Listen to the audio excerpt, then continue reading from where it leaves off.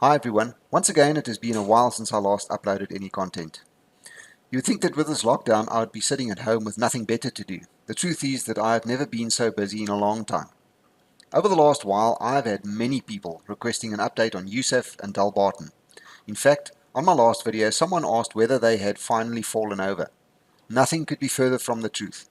This morning I was fortunate enough to get both Rodney Bartman as well as Brian Dalton together on a call in which we discussed the progress happening at DALBARTON as well as their appeal to the High Court for self-determination.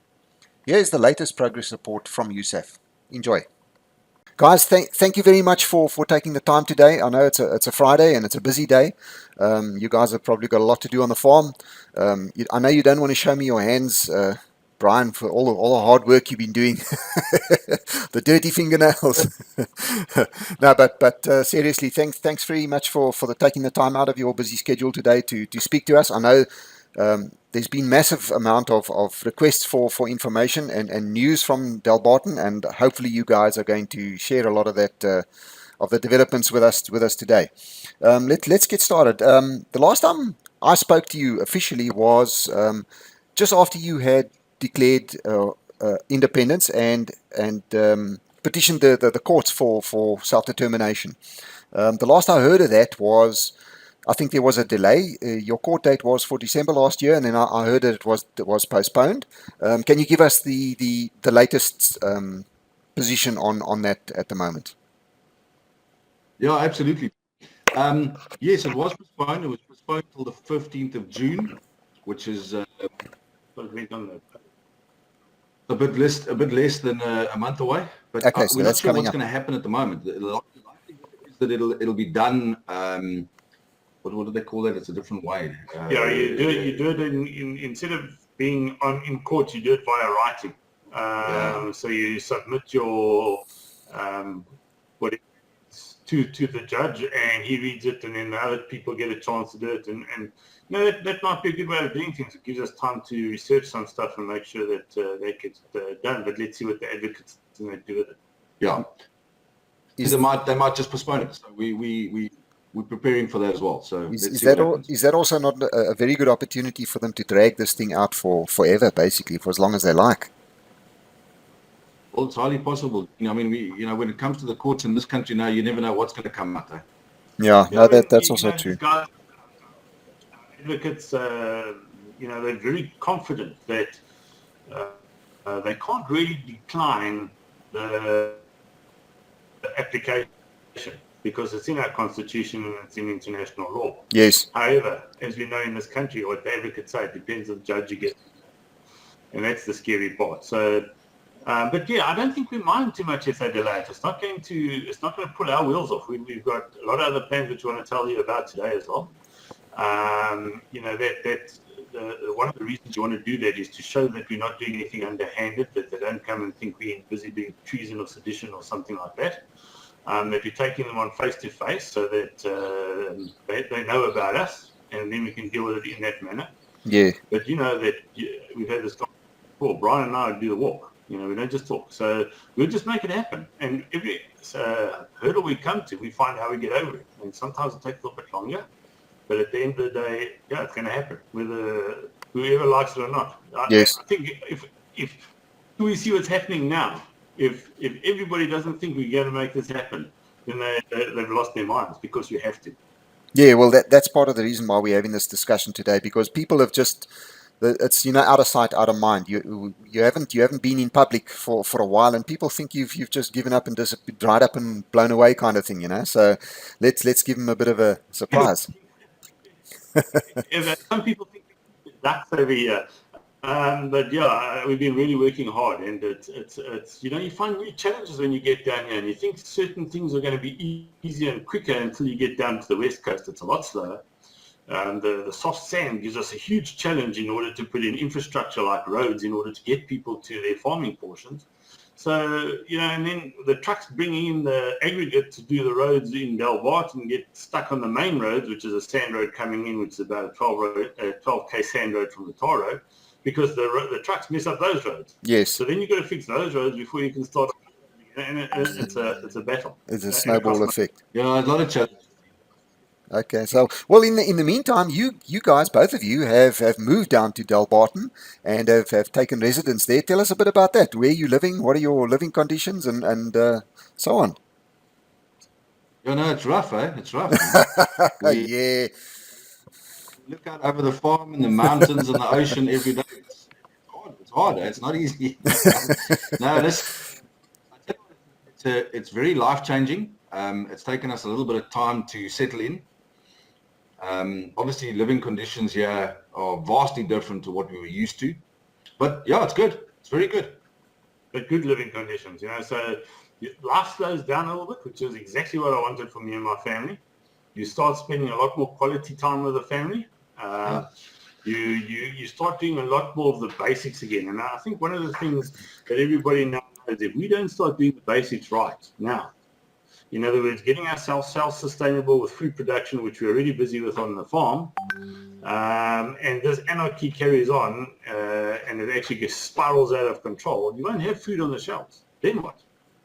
So one of the reasons we took this area, we took this farm, we did what we did in Zuidland was A, the number of people in the territory, B, the demographics of those people in the territory, C, that we've got a farm that we can actually make ourselves self-sustainable, D, that we've got harbours in the territory from between Veldrift and Elands Bay that form part of the greater territory of Zuidland. yeah. So all of that set up, and so if you look at all the other things we've got our own digital banking system platform where we can trade together. In other words, do barter. We can do all of that outside the South African system.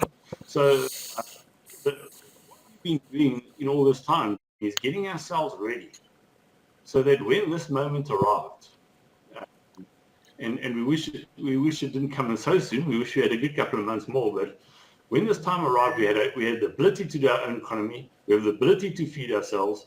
We were hoping to have a little bit more ability and some funding in order to be able to put more of our people on here that maybe couldn't have afforded it, et cetera, et cetera. But we can actually start our own country if we really needed to now. And that was the important part. Yes. And I don't think there's any group in this country that can do that at this stage. That was my attraction to USAF in the first place. But you guys are the only ones so far, although I support all the secession movements, I don't care who gets it for us as long as we need it. But you guys are the only ones that have actually given people a place to go at this point, in case of really. We've only been here now. We only took occupation of the land on 1st of December, so we That's haven't right. been here a long time, eh? Yeah. And in that time frame, people are very impatient, but we've had a lot of work to do. We've had to sort out all the water reticulation. We've sorted out roads. We're getting things working. We're making it livable for people. We've currently got about 50 people living on the farm now. Yes, yeah, you said so. Quite a few. Yeah, no, that's But fantastic. been a big learning curve for us, dealing with other individuals and the living conditions that we have on the farm at the moment. But I promise you, the lifestyle is just so much better, and we don't have all the stresses that you have in a town. Oh, yeah, tell me about it. Yeah. I think that's really that people have got to get around their minds now. They didn't believe when we've been telling them for the last year and a half this is coming. They need to now shake themselves out of their slumber and start making some decisions. And I'm talking specifically here to the business people as well, especially now with this coronavirus. Yes. So your business is almost ruined. And in fact, we all know they're coming after your business to ruin it. That is the aim. The choice to stand up and rather leave whilst you've got something and build something new, or are you just going to sit and wait until they actually take everything away from you and you end up in one of the white squatter camps? People need to sacrifice now. If they're not prepared to sacrifice, They're going to lose. If everybody who's got the ability to move down to the Zuidland territory, you don't need to necessarily move to DALBARTON, you could move anywhere in the Zuidland territory. If you've got the ability to move your business down here and your families, get them down here. It's safer down here. We've got more of our people. Just to give you the numbers of the demographics in the 2011 census, there's 16,000 people in now 2,530 square kilometer area. Yeah. 16,000 people. Okay. We've got 25,000, almost 26,000 now registered e-citizens with us. Yes. So in order, we have to do what do you call that thing? UDI. No, I mean another one. Referendum.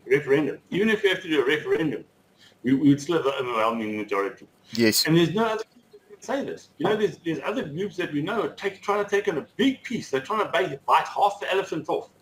One of the reasons we're in for a smaller territory is you've got to make it happen, because otherwise you're going to all lose everything. So instead of trying to bite off too much, rather go and get an area, make it work, make sure our people can get onto it, make sure that we can make it sustainable, and then it'll work from there. You'll get, the reason why it's a state is you'll get all other states opening up. Yes. But if you're trying to take an area, and even if you then want to try and do a unilateral declaration of independence, and you can only do that when the government loses control of its people, you still probably have to do a referendum after that. There's no other group that can say that the majority of the people that are living in their area are now supporting it.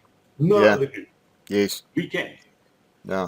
Look, my concern with a huge area as well. One of my concerns is defensibility, because look, there's no group that have ever seceded without their countries going to war with them. I don't know of any. I mean, it always ends up in some kind of conflict, and to defend a massive boundary or border is going to be almost impossible. You know, we need a small area where we can congregate and defend a small border.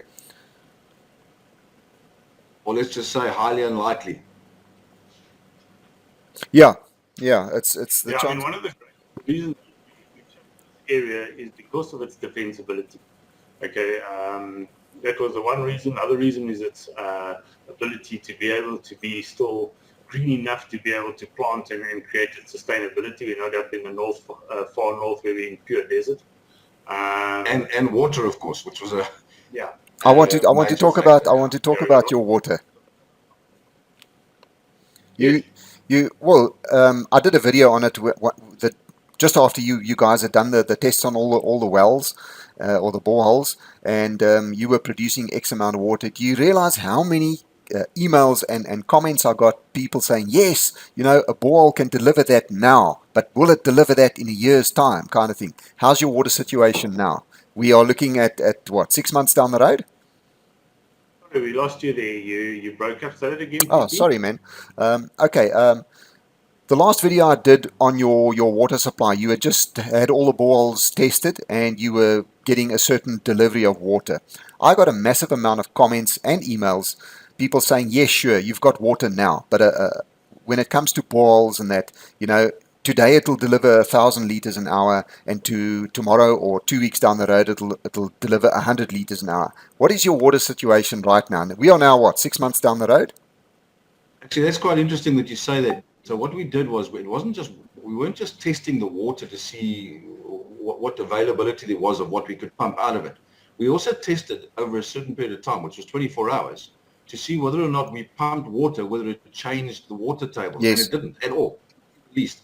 And we were pumping out 100,000 liters an hour for 24 hours. And the water table never moved. And so what the borehole guys do is they say, well, then that is sustainable. Okay. That's number one. Number two is 5 boreholes only on one side of the farm, on the small side of the farm. Yes. We still got 700 hectares on the other side of the farm where we haven't drilled one borehole. Okay. So what you're actually saying is you pumped 100,000 liters of water out of a let's take one borehole for an hour, and the level in the... No, 100,000 liters out of 5 boreholes. Okay, over a period of 24 hours, and the level of water in the borehole didn't drop. Didn't drop at all. all. That's pretty decent. That's pretty decent. Just outside my place, we've got a little dam, and that dam fills up purely from the water table. And that water table has actually risen, not dropped. Jeez, okay. So it's very interesting, and we're obviously learning, and we learn as we go. But we don't think we got any problem with water at all. Those things are small things though as well. We're innovative people. Sure. If we need to put water from down the road and desalinate it, we can do that. There's options. Yes. You must be worried about the small things in life. Yeah. The biggest choice that people need to make is to get their asses and make a move. Now, and one of the things that I want to talk about quickly is our people. And I think everybody recognizes we've got a real problem with our people. The entitlement, the way we deal with each other, the reason why the groups split up all the time. The infighting. Yeah, and it's a huge problem. I think one of the things that people need to understand is they're going to have to get rid of that entitlement and humble themselves. And they're going to have to understand they need to sacrifice if they want to have a long-term vision.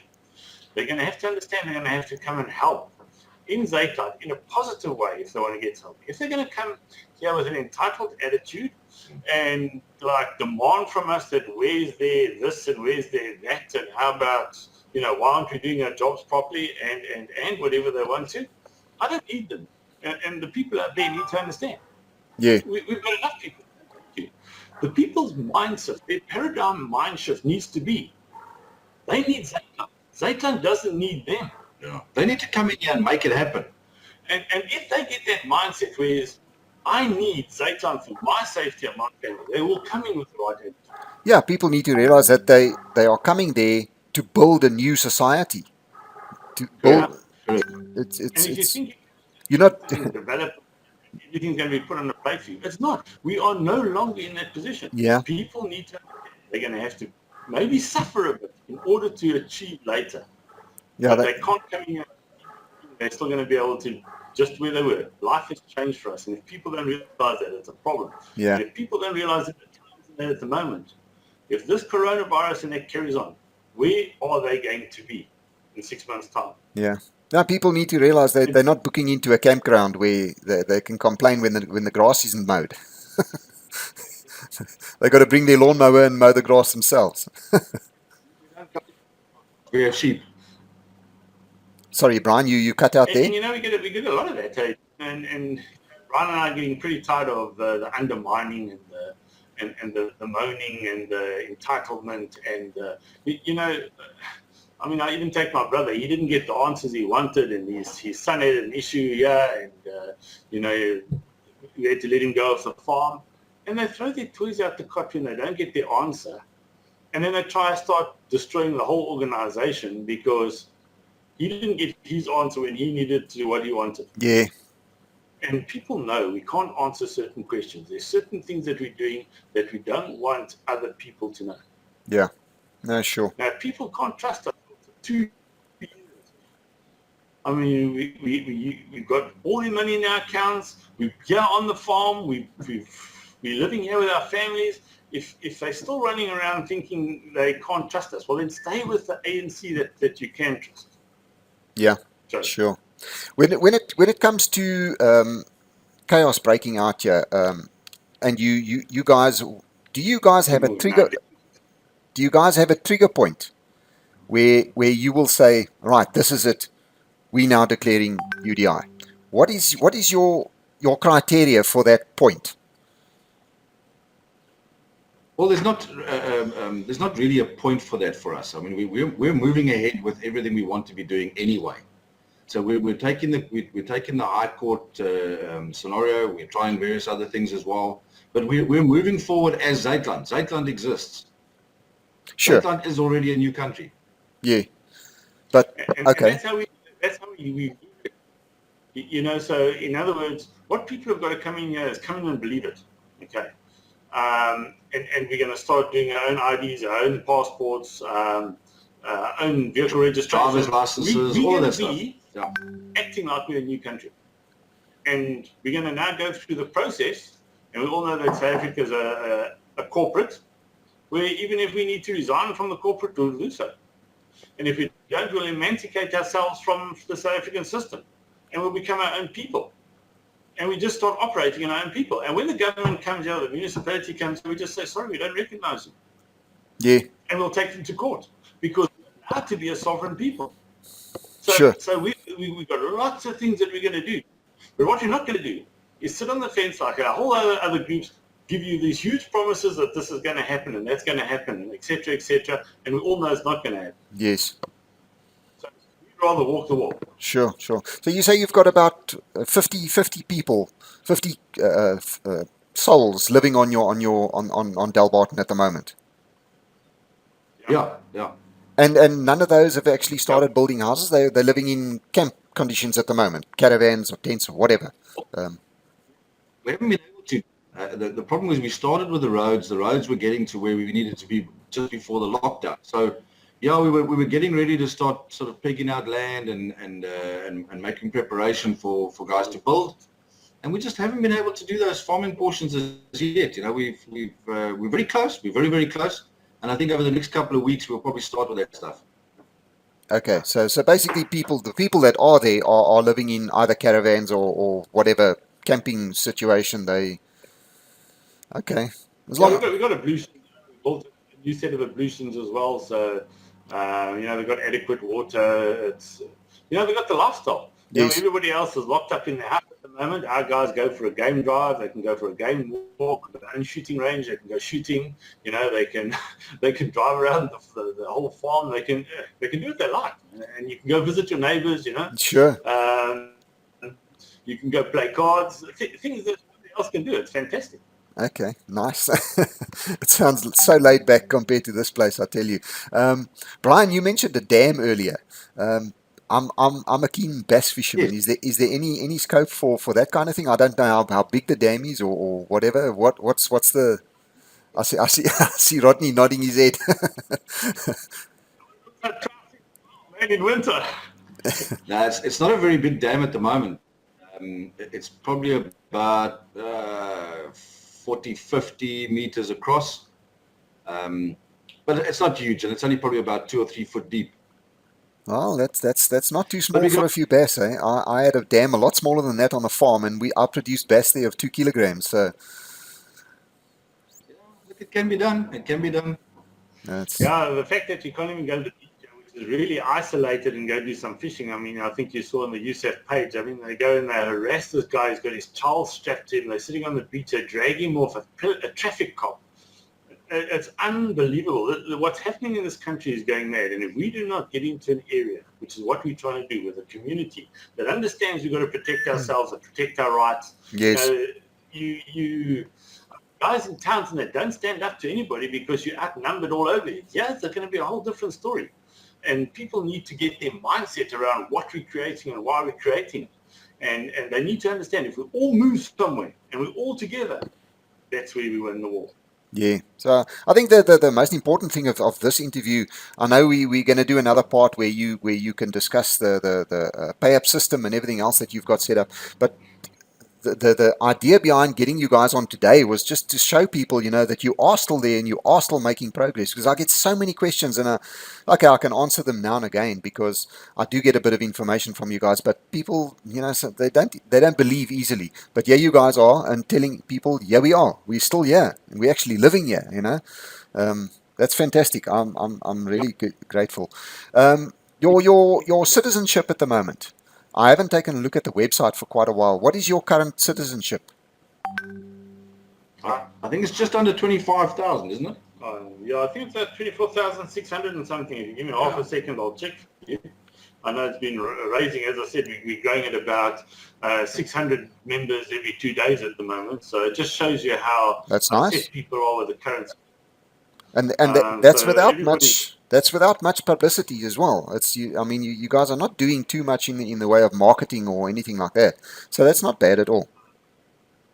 We actually slowed down on that because of the simple fact that we didn't want so many more people ready to move when we weren't set up here ready to accommodate. Yes. Because all it does is create pressure. People go, well, I bought something, I want to move now. Well, yes. It's once again, in development. We here in a revolution, trying to get us our self-determination. That's the main goal. The end goal is ensure that we get self-determination and we're able to break away and run our own economy and get away from this corrupt government. That's the end goal. Everything in between is just getting us to that point. Yes. So everybody gets mind on that. Now, that means that there's things that we're doing that doesn't necessarily mean that we're always focusing on making sure that you come and move into your farm at that second. You be patient, be understanding, be helpful. Don't think you're entitled to come and just get it. It's people have to sacrifice. Yes. Our people don't want to. I look at the black movements, EFF. Those guys, they hardly earn anything, and they go put 100 Rand a month into the EFF, okay, which is probably a large part of their salary compared to what we do. Yes. Okay, and they're able to then have those parties really fight for them. You know what? When we ask for people, listen, give us a little bit to help us. I mean, we need to create roads, we need to create infrastructure. Brian and I can't pay for everything. Yeah, sure. I mean, we still had to pay for the end part of the because not everybody put their money in that reserved portions. And I think over the 6 months or whatever, the 8 months since we bought the farm, I think we got 28,000 Rand in. Okay. And there's few people that pay every single month. They put a donation in. And the rest of the 26,000 or 25,000, you know what? If every one of those guys put in 200 Rand, we would have like 2 million Rand a month or whatever the case may be. You know how quickly we could do things here. Yeah. We've got auditors. Our people are so scared to give you 10 cents in case you run away with these 10 cents that he'd rather sit and have his family stuck in that shit in Joburg than actually give you 10 cents. Yeah. No, we do have a problem. I say we because the president of the country talks about our people, and I say we when I talk about our people. Yes, we do have a problem in that regard. I've seen it. I've come across it, especially since running the channel. I come across it all the time. Our people don't like to see somebody else having something that they don't have.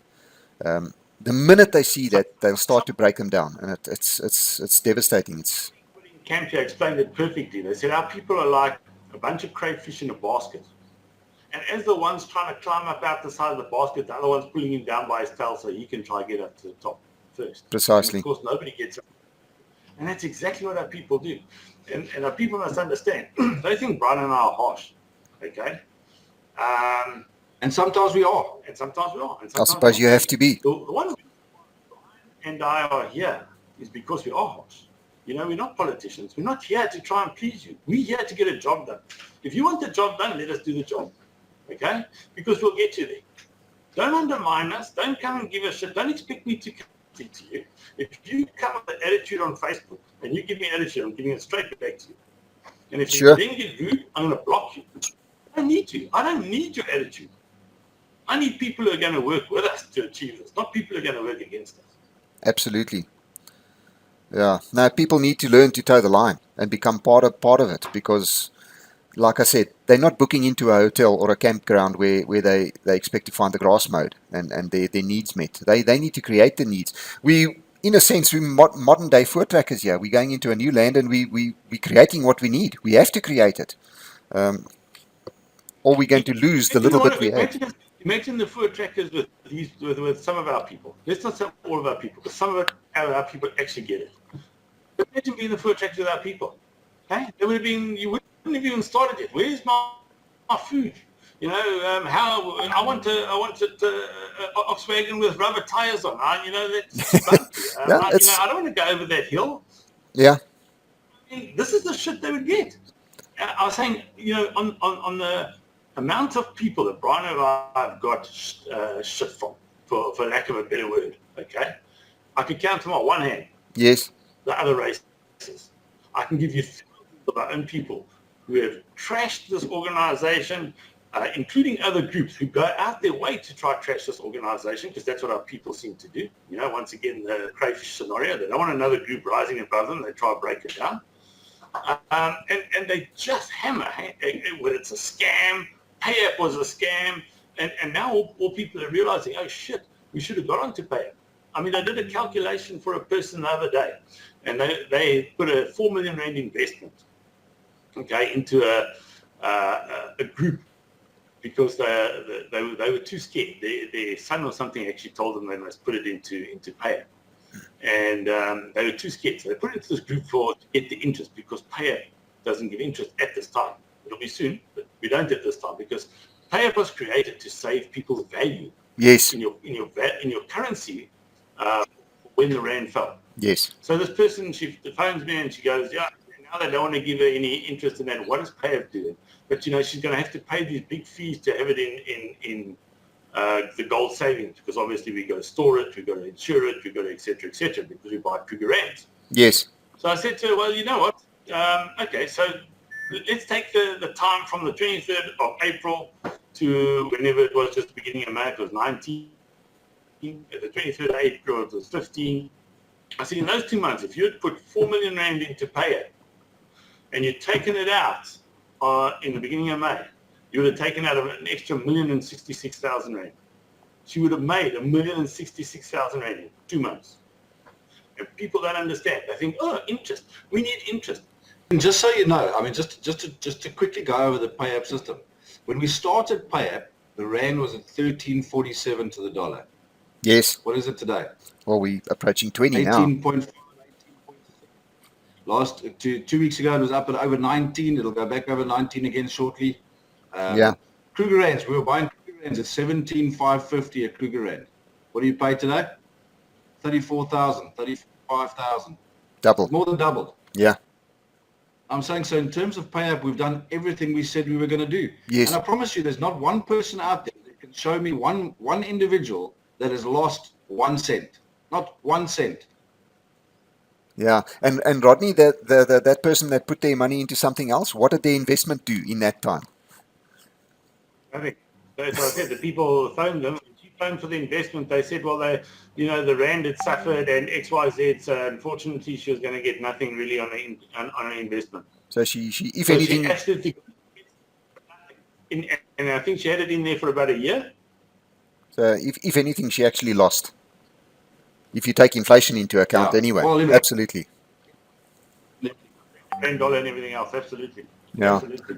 That's what people need to understand. I mean, it goes straight into the Rebec, and the Rebecs. Look, I think what we'll do is the Rebecs pegged to gold. I mean, sorry, it's the dollar. But I think with your permission, we need to do a part 2. Absolutely. Next week or something. Absolutely. Mind, so we don't make it.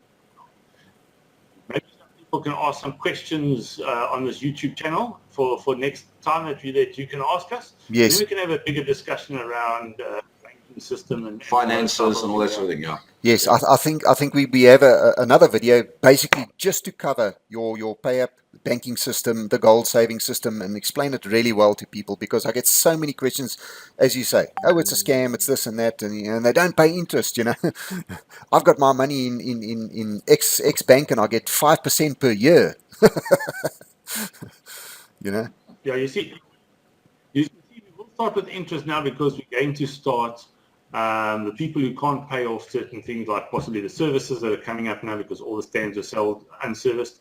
Other people who come in who can't actually pay the full amount for their farming portions, we will then, through Payapp, give them the ability to pay it off. Yes. Once again, the nice thing about that is any risk, because we're not prepared to risk our people's capital and their money. Yes. But there won't be any risk, because the property is still going to belong to us, so we can always just resell it. So we will never lose any money. It's not like the person can run away with the asset, because the asset's going to be Okay. No, fantastic. Well, we've been running now 35 minutes. I don't want to make the video too long. I think we can afterwards we can schedule another video or another interview, and we can do something just on your banking system, Payapp system, and everything else. But is there anything else you would like to add to what you've said here today, just to let people know that you are? Oh, there was one question I wanted to ask you. Food production. What have you guys been doing in the way of food production? I know you said you started that and you've got stuff underway. What have you guys been doing in that regard? Yeah, look, slow, you know, our fantastic government even shut down vegetable seeds and that as a non-essential. So you couldn't actually buy that stuff for the first part of the lockdown, but we have plowed an area. We've got an area ready. We've got it fenced. We want to put some shade netting now over in order to protect the guys' crops. It was getting a little bit hammered. We've put in water. There's a bit of water reticulation, some sprinkler systems, piping. Yeah, there's various things we've had to do. Yeah, I've got quite a nice vegetable garden on the one side, and you'll see I sent you some pics that you can obviously put up as you go along with some nice vegetables I've been able to. I'm pretty sustainable now on Swiss chard and that kind of thing, so it's really cool. The rest are really growing nicely. You know, it's a potato country. My potatoes are coming out nicely. They're starting to grow. I was just going to say that potatoes are big down there.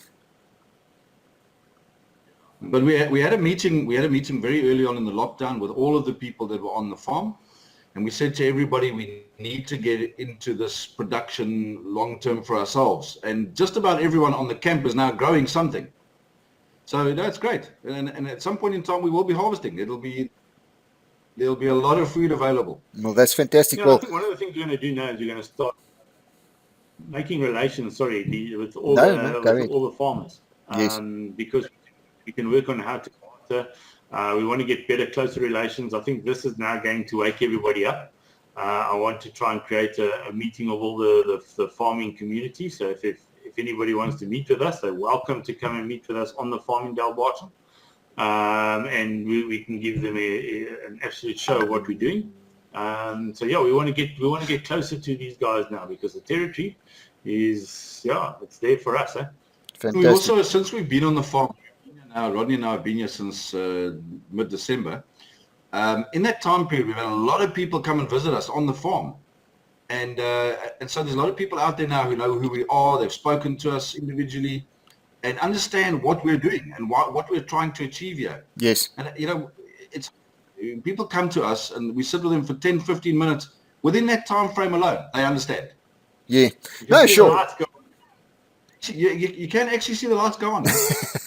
Yeah. I can't wait to actually get there myself and just to see it, just to see the place and get, touch the soil kind of thing, that kind of thing. As you know, I've just, I don't know when your roads are going to be ready, so I've bought myself a 4-wheel drive. I'm coming to visit. Ready for you, Absolutely. Fantastic. Get you there quicker. Yeah, absolutely. Brian, Rodney, thanks very much for your time. We can schedule something during the period of next week. We can schedule the next one. But I think this is enough to let people know that you guys are still there and you are progressing, and DALBARTON is there. It's happening. Zuidland is happening. The flag is still flying.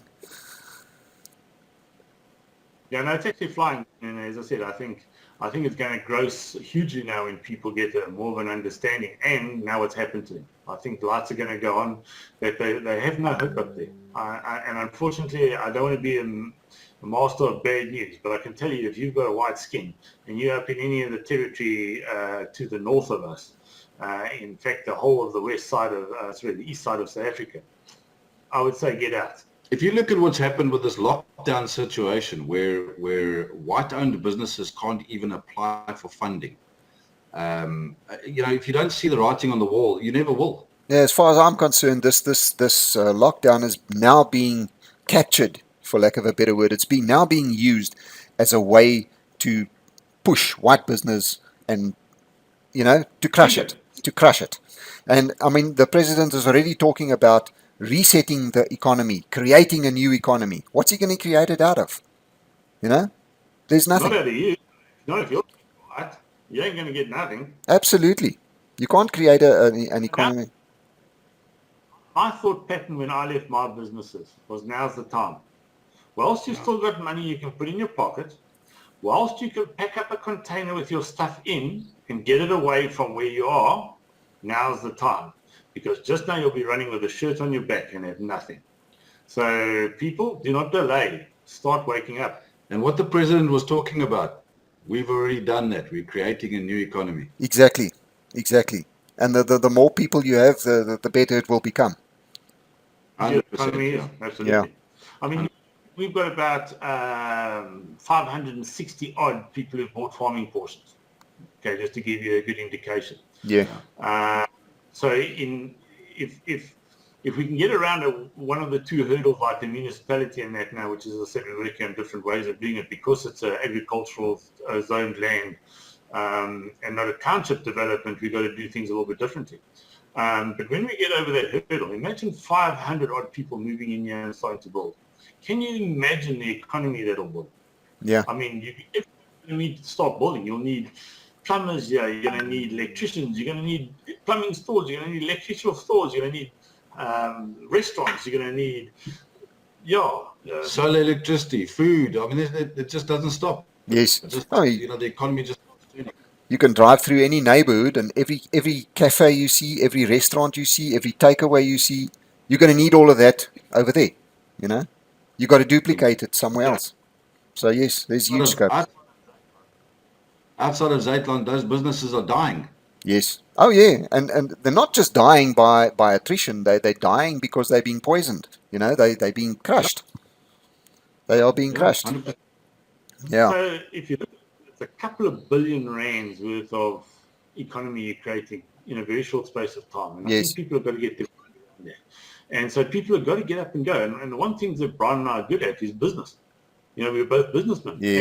And that's why we're not good politicians. We don't lie to you. We don't make you feel good and then you go home and you get nothing. We don't. We'll tell you the straight truth, and if you don't like it, tough. But we're doing what we do to get the job done.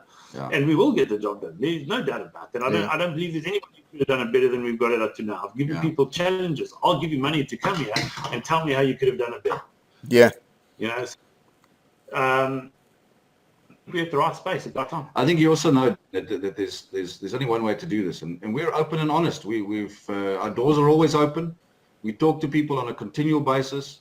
There's nothing hidden. It's all up above board. Well, this is it. Anybody is able to contact you somehow.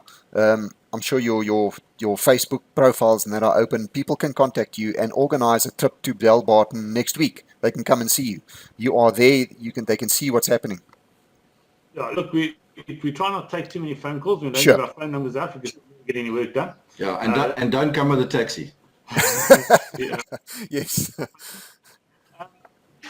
So, I think what they've got to realize is send us a message, because when you send us a message, we've got time to deal with it in our free time. Otherwise you're trying to answer, you're in a meeting or you're having a conversation, it just becomes very disruptive. We're in the middle of a farm which hasn't got a good signal, and et cetera, et cetera. So we don't not give out our phone numbers because we don't really want to talk to you. It's just because it's not practical. Yes.